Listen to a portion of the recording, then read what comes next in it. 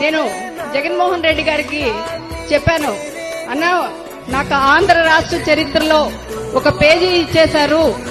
ఎప్పుడైనా తొలి దళిత మహిళా హోమ్ మినిస్టర్ ఎవరు అంటే అది నా పేరే ఉంటది.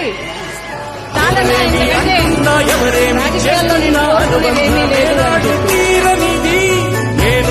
ఈ రోజు నేలేని ఆ రోజు అనురాగం అనురాగం తీయనిది.